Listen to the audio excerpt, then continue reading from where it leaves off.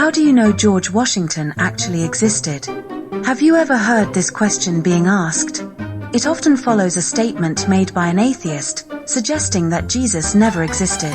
Sometimes they use George Washington in the comparison, at other times, it's Alexander the Great, or Julius Caesar.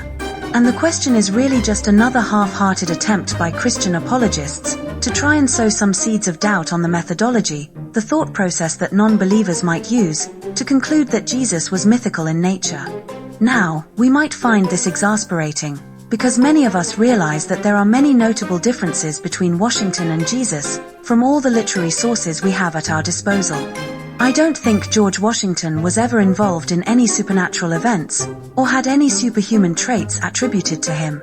There is the odd character whom we all agree is historical, beyond reasonable doubt, who might have a few supernatural or superhuman claims made about them, but typically it might only be one or at most, a couple of things.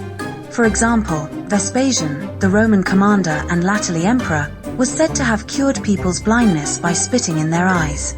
Interestingly, in the Gospel of Mark, chapter 8, verses 22 to 25, Jesus also healed a blind man in Bethsaida by spitting on his eyes and laying hands on him. The man initially saw people as blurry shapes, but after Jesus laid hands on him again, as if by magic, his sight was fully restored.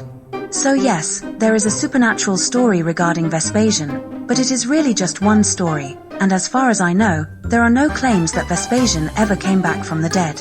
The question is banal, and doesn't take into account significant differences between Washington and Jesus.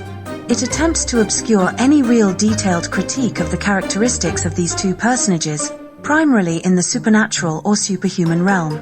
For all we know, George Washington may have been born Gregor Washington, and as a young boy, demanded to change his name to George as he didn't want to be called Gregor.